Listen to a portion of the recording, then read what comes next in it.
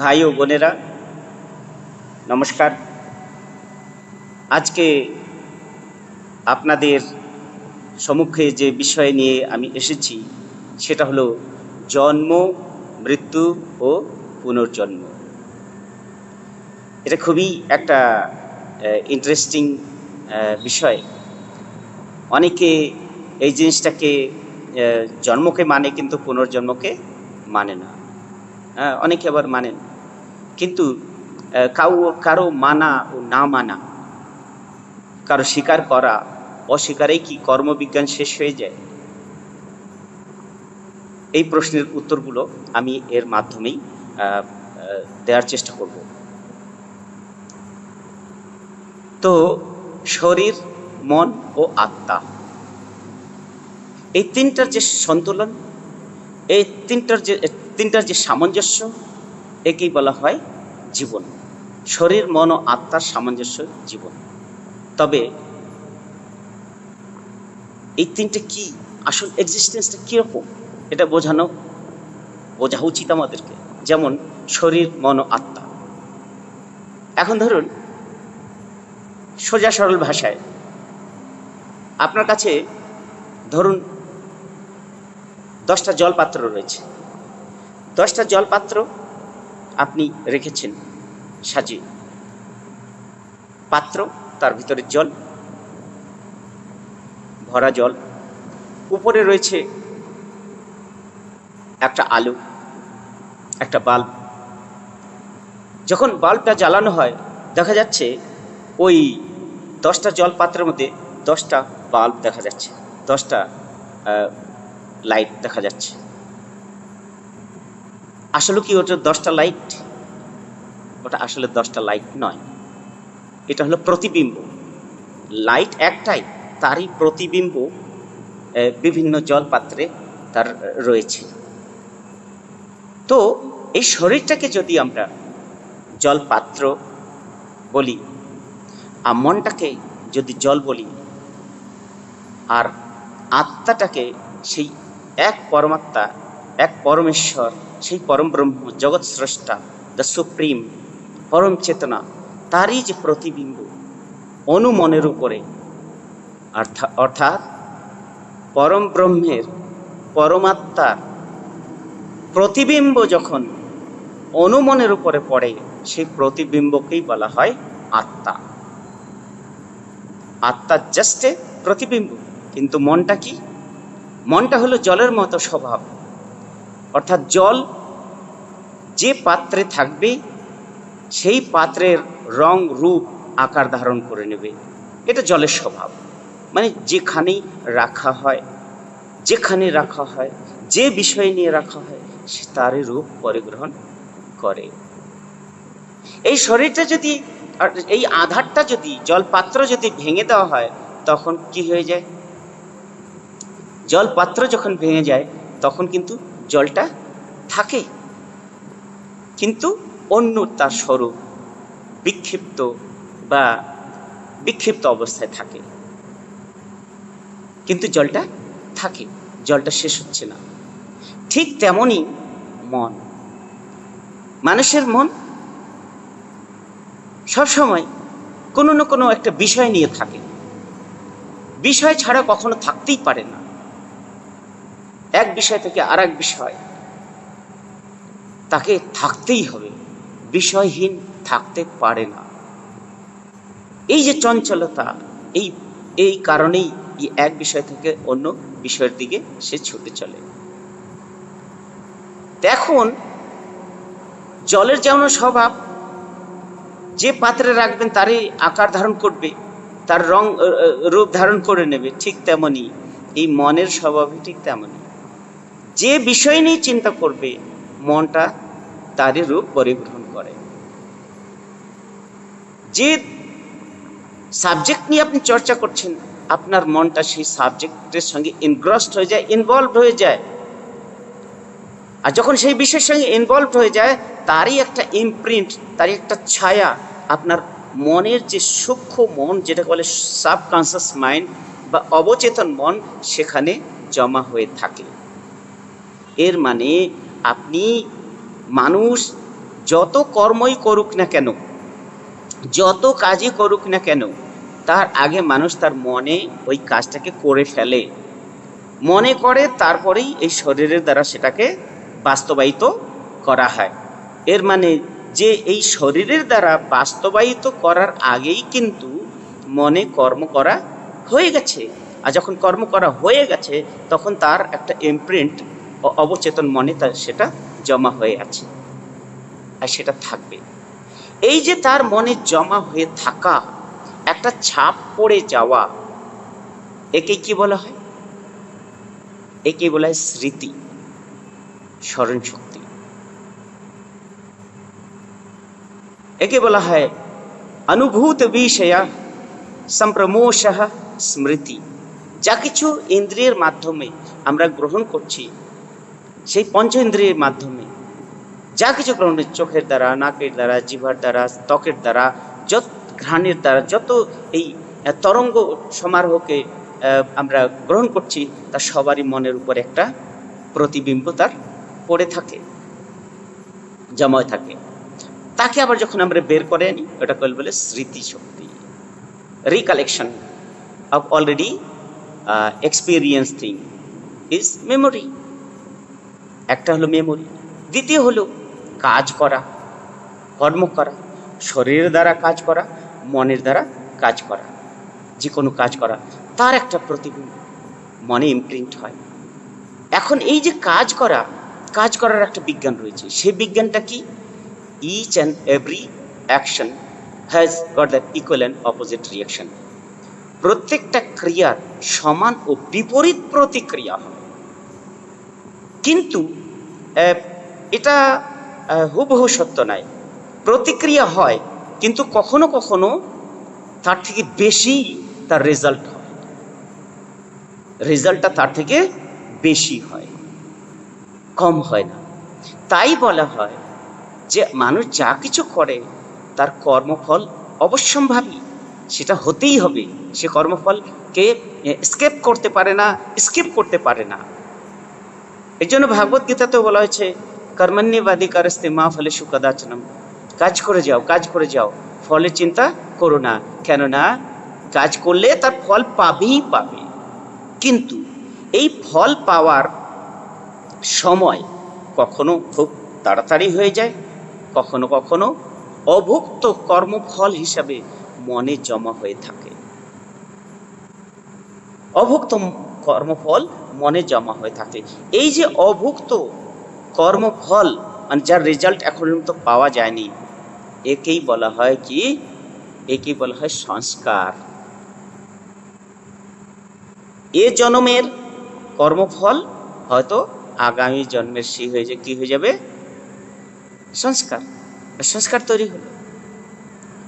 এখন এই সংস্কারগুলো কিভাবে তৈরি হয়? সংস্কার তৈরির প্রসেসটা কি? তো সংস্কার তৈরির প্রসেস হলো আরোপিত, অর্জিত, পরিবেশগত। আরোপিত কি? মা, বাপ, ভাই, বোন, তারা শিখায়, বাবা এরকম কর, এরকম কর, তোর এরকম হতে হবে, তোকে এরকম করতে হবে, তুই বাবা হিন্দু, তুই বাবা মুসলমান, তুই বাবা খ্রিস্টান, তুই অমুক তমুক, তুই হলো পবিত্র আর বাকি সব অপবিত্র। কেউ বলে না বাবা সব মানুষই এক সমান, সব ভালো, সবাই ভালো। কেউ বলে না সব মানুষ এক সমান হয় না, কেউ কাফের হয়, কেউ ভালো হয়, কেউ মন্দ হয়। এই বিভিন্ন মত সেই ছোট্ট শিশুর মনে ইম্পোজ করা হয়, আরোপিত করা হয়। তুই শূদ্র, তুই অছুত, হ্যাঁ, তুই ব্রাহ্মণ, তুই সর্বোচ্চ জাতি, তুই ক্ষত্রিয়, সব থেকে শক্তিশালী তোর কমিউনিটি। এই যে বিভিন্ন ধরনের যে আরোপিত সংস্কার, এই আরোপিত এক ধরনের তার মনে জমা হয়, ইমপ্রিন্ট হয়ে যায়। যেমন একটা ব্ল্যাকবোর্ডের ভিতরে জমা থাকে, তার যা লেখা হবে, যদি লেখা হয় আকাশটা ব্লু নয়, এটা লাল, তো লাল, ছোট শিশুকে লাল শেখাবেন, লালই শিখবে, সে আর ব্লু দেখবে না, বলে না এটা তো লাল। কেন? ছোটবেলায় যা শেখাবেন ঠিক তেমনই হয়ে যাবে। তো তাই দেখা যায় যে মা বাবার শিক্ষার উপরে শিশুর চরিত্র, তার ব্যক্তিত্ব অনেকটা ডিসাইড করে বা ডিটারমাইন করে। এটাকে বলা হয় আরোপিত সংস্কার। দ্বিতীয়টা হলো পরিবেশগত। আপনি কোন পরিবেশে জন্মগ্রহণ করেছেন, আশেপাশে প্রতিবেশী কেমন, তাদের চিন্তাধারা, চিন্তা চেতনা, তাদের জীবনশৈলী কেমন, তারও একটা প্রভাব মানুষের মনের উপরে পড়ে। তৃতীয়টা হলো কি না, অর্জিত। আপনি নিজের কর্মের দ্বারা, নিজের চেষ্টার দ্বারা যা কিছু শিখছেন, যা কিছু করছেন, তারও একটা ভালো মন্দ যাই করো না কেন, গুড আর bad, what ever you do, তার রেজাল্ট হবে, তার একটা ইমপ্রিন্ট মনে জমা থাকে। তখন কি হয়ে যায়, এই 3 ধরনের সংস্কার আপনি জন্মগ্রহণ, এই যে ইনফরমেশনগুলো 3 ভাবে আপনি জন্মগ্রহণ করলেন, জমা কোথায় হলো, আপনার মনের ভিতরে। মনের ভিতরে সবকিছু জমা হয়ে যাচ্ছে। এখন যখন মৃত্যু হয় তখন কি হয়ে যায়, তখন এই যে পঞ্চতত্ত্বের দেহ এটা বিলীন হয়ে যায়, কিন্তু মনটা কি হয়ে যায়, মনটা বিচ্ছিত হয়ে যায় তার সেই আত্মার সঙ্গে। আত্মা আর মন আর এই যে কর্মফল আর তার স্মৃতিশক্তি, এই সব নিয়ে কি করে, এই কসমোলজিতে সেটা ভ্রমণ করতে থাকে, সেটা ঘুরতে থাকে, ভ্রমণ করতে থাকে। এখন এই অবস্থা, কি অবস্থা, শরীর নেই, এই শরীরের প্রতি ওই মনটার এখন পর্যন্ত আকর্ষণ রয়েছে। যতক্ষণ পর্যন্ত গলে শেষ না হয়ে ততক্ষণ আকর্ষণ থাকে। হয়তো 1 দিন, 2 দিন, 5 দিন, 10 দিন, 20 দিন, 21 দিন, 1 মাস পর্যন্ত এই আকর্ষণটা ওই মনের শরীরের প্রতি থাকে। সেটা যখন একবারে শেষ হয়ে যায়, একবার নিশ্চিহ্ন হয়ে যায়, তখনও ঘুরতে থাকে। কিসের জন্য, এই যে অভুক্ত সংস্কার, এই সংস্কারকে মেটানোর জন্য। সে কর্ম করেছে, তার রেজাল্ট আসতেই হবে, সে কর্মফলকে ভোগ করার জন্য তারই তরঙ্গ অনুসারে, তার যে ওয়েভ, সেই অনুসারে খুঁজে বেড়াচ্ছে। কোথায়, এই কসমোলজিতে খুঁজে বেড়াচ্ছে, ঘুরছে। কিছু একটা আধারের খোঁজে সে ঘুরে বেড়াচ্ছে। কি আধার, যেমন ওই মনের তরঙ্গ, যেমন তার কর্মফল। যদি সে সারা জীবন পশু হত্যা করেছে, সব সময় সারা দিন রাত পশু হত্যা করে, পশু হত্যা করে, পশু হত্যা করতে করতে করতে তার মনটা হয়ে যায় ক্রুয়েল। যে শুধু ক্রুড অবজেক্টের চিন্তা করছে, ইট কাঠ পাথর বালু, তার মনটাও হয়ে যায় ইট কাঠ বালির মতো জড়ো হয়ে যায়। এটাই হলো বলা হয় as you think so you become. যাদৃশী ভাবনা যশ সিদ্ধির ভবতি তাদৃশী। মানে যেমন আপনি ভাববেন, যেমন আর আপনার ভাবনা, তেমনই আপনার সিদ্ধিও তেমনই হবে। এর মানে এতদিন পর্যন্ত যা ভেবেছেন, যেমন ভেবেছেন, আপনার সংস্কার আর মনের তরঙ্গ ঠিক তেমনই হয়েছে। যদি ভালো করে থাকেন তো ভালো, আর যদি মন্দ করে থাকেন সেটা মন্দ। তো ভালো বা মন্দ, এই ভালো মন্দের খোঁজে যদি সে ভালো হয়ে থাকে তো ভালো আধার খুঁজবে, যে তার তরঙ্গ অনুসারে খুঁজে চলেছে, খুঁজে চলেছে, খুঁজে চলেছে, ঘুরছে।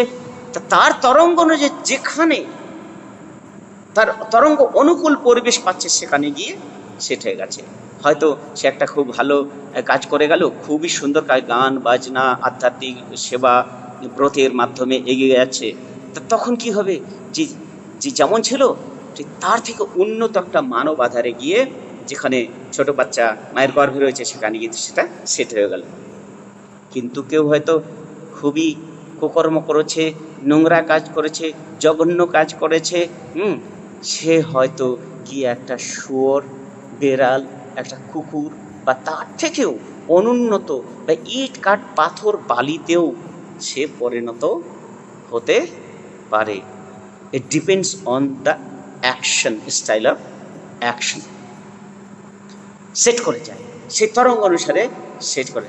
সেই ভারতে হতে পারে, বাংলাদেশেও হতে পারে, বিহারে হতে পারে, জাপানেও হতে পারে, আমেরিকাতে যে কোনো, হয়তো অ্যামাজন ফরেস্টের হয়তো কোনো একটা হিংস্র পশুর গর্ভেও তার জন্ম হতে পারে। এইভাবে সেই এই যে ন্যাচারাল যে অ্যাডজাস্টমেন্ট, তরঙ্গ অনুসারে নেচার সেগুলোকে অ্যাডজাস্টমেন্ট করে। এই যে অবস্থা, এই অবস্থাটা খুবই কষ্টকারী, খুবই কষ্টকারী। কষ্টকারী বলতে দেহ নেই, দৈহিক সে কষ্টটা নেই, ক্ষুধা তৃষ্ণা সেই কষ্টটা নেই, ব্যথা লাগা, রোগ হওয়া সেই কষ্টটা নেই, কিন্তু কষ্ট যে সে আধার পাচ্ছে না, নতুন আধার পাচ্ছে না, সেই আধার না পাওয়ার যে কষ্টটা খুবই ব্যক্ত করতে পারছে না, কিছু চাইছে ব্যক্ত, তখন কি হয়ে যায়, আবার যেমন কর্ম অনুসারে একটা আধারকে সিলেক্ট করে নেয়, অর্থাৎ তার পুনর্জন্ম হয়। এর মানে এই জন্মের যে আপনার পঞ্জীভূত যে সংস্কার, নেক্সট লাইফে আপনার জীবনের আপনার চরিত্রকে ডিসাইড করছে। আপনি এসকেপ করতে পারবেন না। কিন্তু কেউ যদি ভাবে যে না, একদিন আমরা সবাই যারা যারা মরে যাই সবাই হয়তো মাটির নিচে থাকবো বা কোনো রূপে থাকবো, একদিন জাজমেন্টের দিন আসবে, পরমাত্মা এসে জাজমেন্ট করবেন, যারা ভালো তাদেরকে স্বর্গে পাঠিয়ে দেবেন, যারা খারাপ লোক তাদেরকে নরকে পাঠিয়ে দেবেন, এই ধারণাটা হলো ভুল। এই ধারণাই হলো এক ধরনের মজহবি বা ধর্মা অন্ধতার পরিচয়, এক ধরনের মজহবি যারা যে দালাল, সে দালালদের শোষণের একটা মাত্র হাতিয়ার, এছাড়া আর কিছুই নয়। এর জন্য বলা হয় যে স্বর্গ নরক বলতে না স্বর্গ না রসাতল, কি আছে জীবনে হয় মুক্তি, মোক্ষ, জন্ম ও পুনর্জন্ম। যেমন জন্ম হলো কর্ম অনুসারে, ভালো কর্ম করলো তো ভালো আধারে। যেমন দেখা যায় যে ছোটবেলা থেকেই একটা শিশু খুবই জ্ঞানী, বুদ্ধিমান, সৌম্য, শান্ত হয়, কি করে, তাই কেউ সংস্কার দেয়নি, তার পূর্বজন্মের সংস্কার। আবার কেউ দেখা গেছে ছোটবেলা থেকে খুবই ক্রুয়েল, দুশ্চরিত্র, একেবারে অসংবেদনশীল, সবসময় যেন গালাগালি মারপিট করতে থাকে। এগুলো পূর্বজন্মেরই তার কুসংস্কারের পরিণতি। মানে এই যে কর্মফল, যে কর্মবিজ্ঞান, সেটা কি each and every action has equal and opposite reaction. এগুলোকে মানুষ স্কিপ করতে পারে না, ইউ ক্যানট স্কিপ। এবার নতুন আপনার জন্মগ্রহণ করে নিল, কত কষ্টকর। একজন উন্নত মানুষ মানব আধারে এলো বিবর্তনের পথে, আবার অপ্রীতিকর পরিবেশ, কুসঙ্গ, দুর্জন সংসর্গের ফলে, দুশ্চিন্তার ফলে, দুষ্কর্মের ফলে, জড় চিন্তার ফলে কি হয়ে গেল, সে পরজন্মে একটা অনুন্নত আধারে সে জন্মগ্রহণ করলো। খুবই কষ্টকর। এর জন্য মানুষকে কি করা উচিত? মানুষকে এই কর্মবন্ধন থেকে মুক্তি পাওয়া উচিত। কর্মবন্ধন থেকে মানুষ, ভালো বা মন্দ, এই কর্মের বন্ধন থেকে মুক্তি কখন পায় মানুষ? যখন মানুষ প্রত্যেকটা কর্মকে ঈশ্বরের কর্ম হিসেবে গ্রহণ করে। একেই বলা হয় কর্তৃত্ব অভিমান। মানুষের কর্তৃত্ব অভিমানকে ত্যাগ করা উচিত, আর প্রত্যেকটা কর্ম সে পরম পিতার চরণে সমর্পিত করে দেওয়া উচিত। একটা কর্তৃত্ব অভিমান, দ্বিতীয়টা হলো সর্বকর্ম যে ব্রহ্মতে, সেই পরম ঈশ্বরের নামে সমর্পিত করে দেওয়া উচিত। এইভাবে কি হয়, মানুষ ভালো মন্দর এই বন্ধন থেকে মুক্ত হয়ে যায়। বন্ধন বলতে, যদি ভালো হয়, কেউ একটা লোক চুরি করেছে, তাকে যদি সোনার চেন দিয়ে বাঁধা হয় বা লোহার চেন দিয়ে বাঁধা হয়, দুটো তো চেন, দুটোই বন্ধন, সে লোহা দিয়ে করুক বা স্বর্ণ দিয়ে করুক, দুটোই বন্ধন। কারণ তাই এই যে বন্ধন, এই বন্ধন থেকে, ভালো মন্দের এই বন্ধন থেকে ঊর্ধ্বে যেতে হয়, যেখানে কোনো বন্ধন থাকবে না, মুক্ত, সেই জায়গাকেই বলা হয় মুক্তি, সেটাকে বলে মোক্ষ, that is the liberation, salvation. তাকেই বলা হয় ঈশ্বরের সঙ্গে মিলেমিশে এক হয়ে যাওয়া। তাই মানুষকে, যেহেতু এই জীবনের আধার পেয়েছে, মানুষের জীবন পেয়েছে, তো মানুষকে সেইভাবেই ভাবতে হয়, তাকে ডিসাইড করতে হয়, তাকে নির্ণয় নিতে হয় যে তাকে কিভাবে কর্ম করতে হয়। যেমন বিদেহী আত্মা খুঁজে বেড়াচ্ছে তার আধার, ঠিক তেমনি এই জগতে যে বিভিন্ন আধার, সে আধারটাও খুঁজে বেড়ায় যে সে কোন ধরনের সেই বিদেহী আত্মাকে পাবে। অর্থাৎ বিদেহী, যেখানে দেহ নেই, মন রয়েছে ও আত্মা রয়েছে, স্মৃতিশক্তি রয়েছে, তাকে বলে বিদেহী। বিদেহী আত্মা ঘুরে বেড়ায়। বিদেহী আত্মা যেমন আধারকে খোঁজে, ঠিক তেমন আধারও বিদেহী আত্মাকে খুঁজে বেড়ায়। যদি খুব ভালো একজন মা, আদর্শবান মহিয়াসী, মাদালসা, গার্গী, মৈত্রী, গান্ধারীর মতো মা, কুন্তির মতো মা, তারা যখন চিন্তা করে যে আমি যশোদার মতো মা খুঁজবে, আমি না পরম ব্রহ্মকেই আমার এই গর্ভে জন্ম দেবো, এই যে সংস্কার, একটা ভাব যে আমার গর্ভে যা জন্মগ্রহণ করবে অতি মানব, মহামানব জন্মগ্রহণ করবে, তখন সত্যিকারের সেই মায়ের গর্ভে মহামানব, অতি মানবই গ্রহণ করবে। আর কোনো মা যদি চায় না আমি একজন IAS IPS কে জন্ম দেবো, তো হতে পারে সে IAS IPS হবে, অনেক টাকা পয়সা রোজগার করবে, অনেক মানুষের জীবন হত্যালীলাও চালাবে, শোষণ করবে, ঘুষখড়ি করবে, হ্যাঁ, উৎকোচ গ্রহণ করবে, অনেক কিছু করবে, বড় ডাক্তার হবে, অনেক টাকা পয়সা লুটবে, গরিব নিপীড়িত মানুষকে আরো শোষণ করবে, সে করতে পারে। এর জন্য মাদেরও অনেক বড় একটা রোল, যে তার ছেলেকে কি করতে চায়, কোন রূপে, সে কি মানুষ বানাতে চায় না শুধু মানি ক্যারিং বা ভোগবাদী একটা যন্ত্র বানাতে চায়, এ সব কিছু নির্ভর করছে এই কর্মবিজ্ঞানের উপরে। এর জন্য এই জীবনের পরে বিদেহী আত্মা, বিদেহী আত্মার পরে আবার জন্মগ্রহণ করা, যাকে বলা হয় পুনর্জন্ম।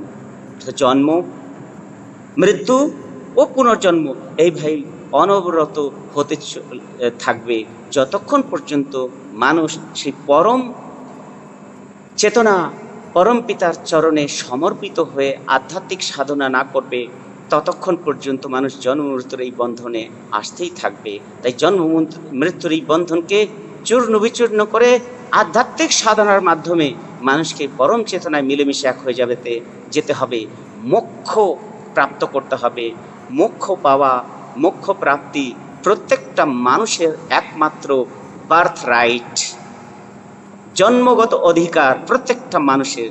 তাই মানুষকে তার এই ক্ষুদ্র স্বার্থ, ক্ষুদ্র কর্ম, নিকৃষ্ট কর্ম থেকে মুক্তি হয়ে সেই উন্নত মানের কর্ম, সাধনা, সেবা ও ত্যাগের দ্বারা অনুপ্রাণিত হয়ে চলতে হবে। তবেই মানুষ সত্যিকারের মানুষ জন্ম সার্থক হতে পারে। এই স্বর্গ, নরক, বেহেশত, এর কল্পনায় এই জগৎটাকে নরক বানিয়ে রাখা কখনো বুদ্ধিমত্তার কাজ নয়। সব ভেদাভেদ ভুলে মানুষ হন, মানুষ থেকে দেবতা, দেবতা থেকে সেই পরম ব্রহ্মের সঙ্গে মিলেমিশে এক হয়ে যান। এটা হলো আনন্দ মার্গের একমাত্র বার্তা। এতে সম্পূর্ণ মানব জাতির কল্যাণ। কর্মবিজ্ঞান থেকে কখনো এইভাবে মুক্তি পাওয়া যায় না। You can't, whether you accept or you don't accept, it doesn't matter. You have to go and come under this process of science of action. Thank you so much. নমস্কার। আমার ভিডিও যদি আপনাদেরকে ভালো লাগে, প্লিজ এটাকে আপনারা share করবেন, ইউটিউবে রেড বাটন টিপে ওটাকে সাবস্ক্রাইব করবেন, শেয়ার করবেন, কমেন্টস দেবেন, যাতে এই ভিডিওর মাধ্যমে হাজার হাজার লাখ লাখ লোক অন্ধবিশ্বাস, কুসংস্কার মুক্ত হয়ে আধ্যাত্মিকতার জগতে এগিয়ে যেতে পারে। নমস্কার।